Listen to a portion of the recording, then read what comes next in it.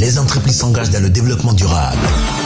Touche RSE, tout sur les idées, les actions, les initiatives des entreprises en faveur de l'écologie et du social positif. Touche RSE.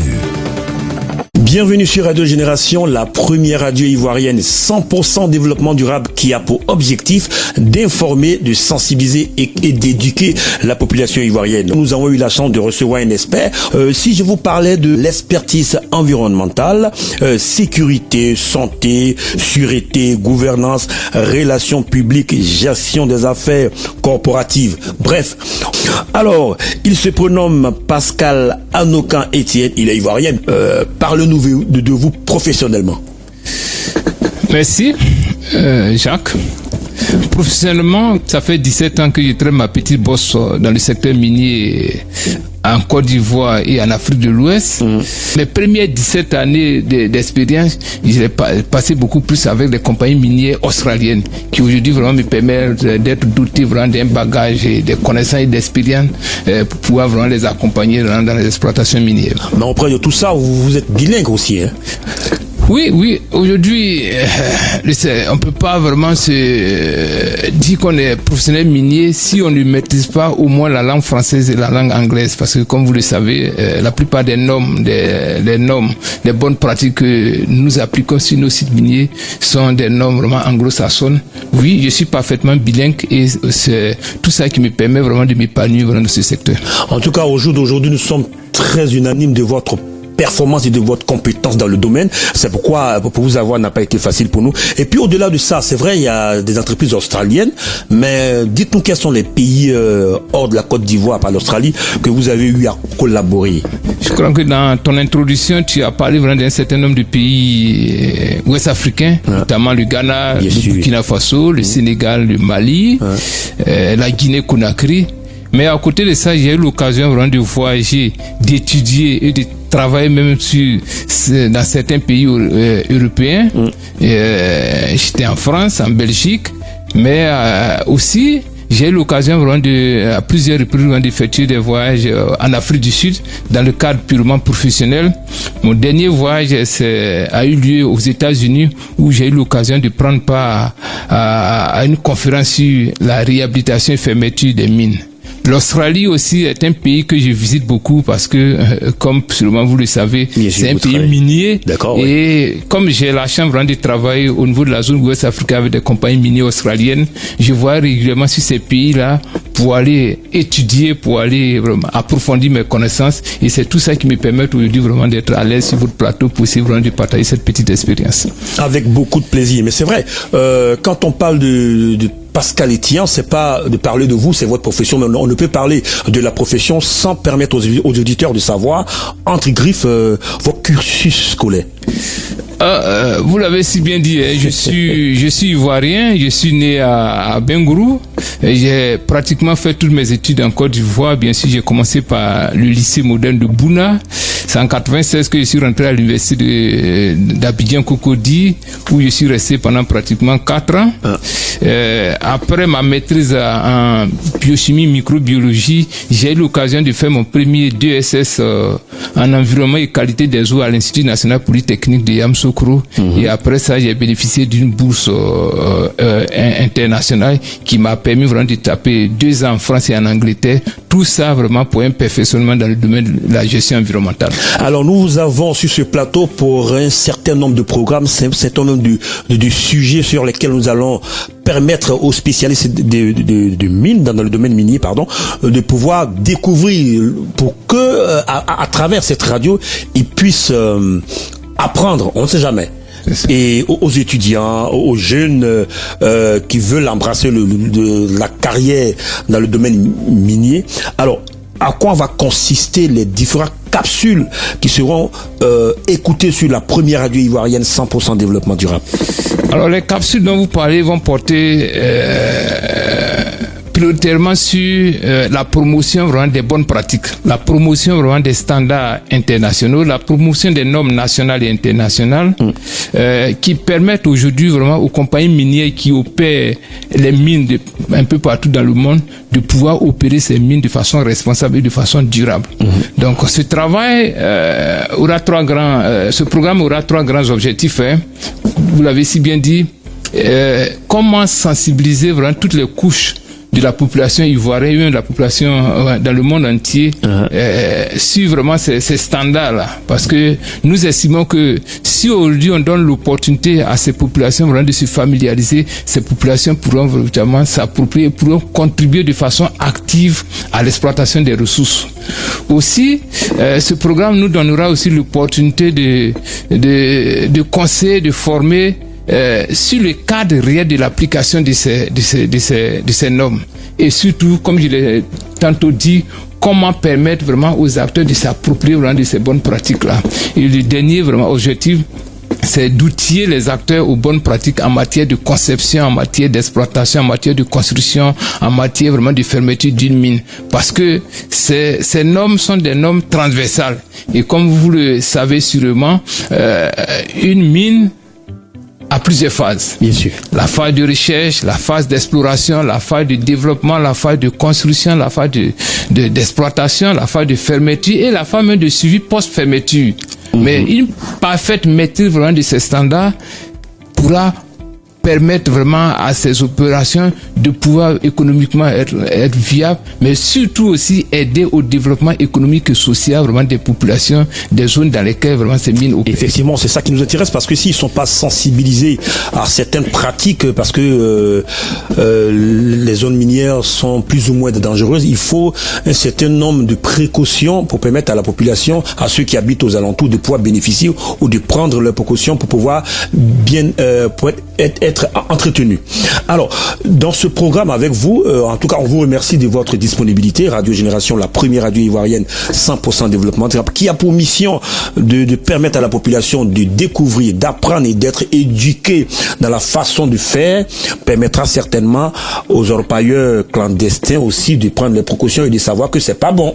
Nous, notre manière, c'est d'apporter à l'État ivoirien, à tout le monde entier, à tous ceux qui sont dans le domaine, de pouvoir apprendre. Et pour mieux apprendre, il faut un expert. Et pour avoir un expert, c'est très difficile.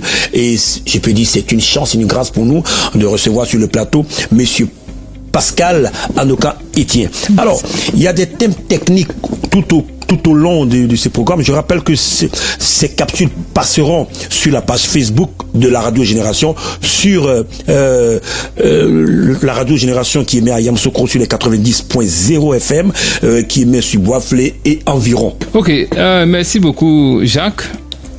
Tu l'as si bien dit, une exploitation minière, elle est dangereuse.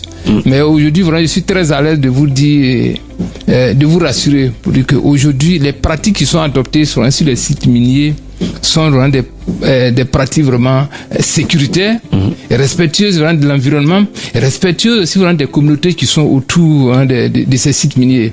Comme vous le savez, une installation minière est une installation classée de protection de l'environnement. Avant d'ouvrir une mine, bien sûr, il y a toute une étude vraiment qu'il faut faire, et il faut avoir ce qu'on appelle le permis d'exploitation, le permis environnemental d'exploitation. Il faut avoir aussi vraiment le permis social.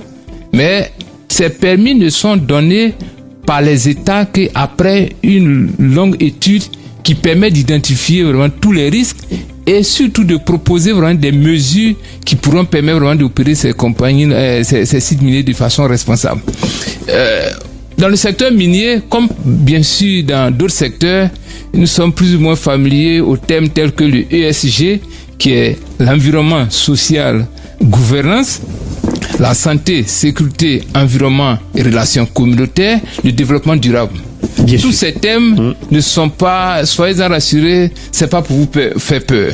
Ce sont des thèmes vraiment qui sont utilisés aussi dans le secteur minier, et les professionnels qui sûrement m'écoutent aujourd'hui pourront facilement se retrouver. Donc, ce qu'on devra retenir, c'est que le ESG, la santé, la sécurité, l'environnement, la communauté, le développement durable sont des thèmes transversaux. Ce sont vraiment des thèmes utilisés de manière interchangeable lorsqu'il s'agit de pratiques qui tiennent compte de manière équilibrée des questions de santé, sécurité, environnement et social. Aujourd'hui, le mot équilibré a son sens, parce que qui parle de développement durable, c'est comment exploiter vraiment les ressources actuelles pour répondre aux besoins des générations actuelles sans toutefois compromettre les besoins vraiment des générations futures. Donc le ESG, le développement durable, la santé, la sécurité, l'environnement, les relations communautaires, travaillent vraiment à maintenir cet équilibre-là, parce que on est tous convaincus que c'est en maintenant cet équilibre-là qu'on pourra permettre à tout le monde vraiment de bénéficier d'une exploitation minière. En tout cas, vous êtes dans l'émission Touche RSE, histoire de permettre aux entreprises qui sont dans le même cas de venir vers nous afin de pouvoir partager leur expérience. Mais heureusement que nous avons Monsieur Etienne qui d'ailleurs nous permet de découvrir, de parler de certaines entreprises, mais aujourd'hui, on parlera de lui, de son expérience, de son expertise. Et quelque part aussi, vous êtes maître conférencier ou de conférence. J'ai l'occasion vraiment d'animer des séminaires, des conférences un peu partout vraiment dans le monde, que ce soit au Canada, aux États-Unis. Tout dernièrement, j'étais en Guinée. Et pour cette année 2024, nous sommes en train de préparer aussi des conférences qui devront se tenir au Maroc. Donc, bien sûr que je suis inscrit en année de thèse à l'Institut national polytechnique, où je travaille sur les enjeux environnementaux, gouvernementaux et sociaux de la réhabilitation et fermeture des mines. Donc oui, je suis très bien engagé et aujourd'hui vraiment je me plais à faire ce travail. Alors ne vous inquiétez surtout pas, vous aurez chaque étape de ces informations, chaque étape des conférences qu'il va donner pour permettre à la population de bénéficier de son expérience. Et c'est l'objectif de la Radio Génération, informer, sensibiliser, éduquer, tout en rappelant que tout au long de l'émission Touche RSE avec Monsieur Pascal Etienne Anoka, il aura des thématiques à développer. Comme vous l'avez parlé de ESG, HECSG. On aura l'occasion d'expliquer de fond en comble très prochainement. Il y a aussi savoir la différence entre le ESG et le HSEC. C'est un peu compliqué pour les auditeurs, mais dans le domaine minier, vous savez de quoi vous parlez, mais vous aurez l'occasion de décortiquer de fond en comble chaque abréviation pour permettre aux auditeurs de bénéficier de votre expérience. En tout cas, on vous remercie encore une fois de plus. En tout cas. Et que pensez-vous de la Radio Génération? Non, je pense bien qu'aujourd'hui, c'est une très belle opportunité que Dieu nous donne. Nous donne d'avoir vraiment la Radio Génération. Je profite de l'occasion vraiment pour vous encourager, pour te féliciter aussi vraiment pour ce travail que tu es en train de faire. Et nous aussi, nous n'hésiterons pas vraiment à répondre vraiment à vos sollicitations pour essayer de parler un peu de notre expérience. La Radio Génération, aujourd'hui, c'est une lucarne qui s'ouvre à tout, je dirais qu'à toute la Côte d'Ivoire, à tout le monde entier. Donc tous ceux qui pensent que de par leur position, de par leur action, peuvent contribuer à la promotion des objectifs du développement durable, je pense bien que la première porte, c'est la Radio Génération 100% de développement durable. Et moi, déjà, je suis très content. Je ne regrette pas franchement d'avoir respecté et accepté vraiment votre invitation. En tout cas, nous sommes dans un environnement sain, dans le studio de la Radio Génération à Abidjan. On aura l'occasion de vous recevoir à Yamoussoukro dans notre studio. Je rappelle que vous avez la possibilité de nous contacter et de nous écouter via Play Store. Vous téléchargez Radio Génération 100% DD pour écouter les émissions, ou alors les 90.0 FM à Yamoussoukro, ou sur le www.radiogénération.ci, histoire de permettre à la population ivoirienne d'être informée. C'est très très très important. On vous remercie, cher Pascal. Ouais, merci beaucoup, merci Jacques. Et comme tu l'as si bien dit, effectivement, je me montrerai toujours disponible vraiment pour essayer vraiment de sensibiliser la population, parce que pour terminer, pour votre information de mes petites recherches, je me rends compte que pour ce qui est de la gouvernance minière et le système de reporting, j'ai vraiment sur ma table pas moins de 5 normes internationales. Super. Donc je pense bien que l'explication vraiment pourra permettre à la population d'être sensibilisée, d'être formée, d'être coachée, d'être outillée, sans oublier aussi au moins 12 normes qui permettent aujourd'hui de gérer les questions de santé, sécurité, environnement sur les sites miniers. Nous sommes gâtés, les auditeurs sont gâtés. Et le dernier aspect vraiment, c'est la performance sociale. La performance sociale. Aujourd'hui, j'ai pas moins de 11 normes, 11 bonnes pratiques que je suis prêt vraiment à développer pour pouvoir permettre à la population de comprendre quel devra être le rôle qu'elle devra jouer pour qu'une exploitation minière se fasse de façon responsable et de façon durable. Merci, vous qui avez suivi l'émission, nous sommes très heureux de savoir que vous êtes à l'écoute. N'oubliez pas de partager, de liker et de vous abonner à Radio Génération sur la page Facebook www.radiogénération.ci dans les 17 objectifs de développement durable. Les entreprises s'engagent dans le développement durable. Touche RSE, tout sur les idées, les actions, les initiatives des entreprises en faveur de l'écologie et du social positif. Touche RSE.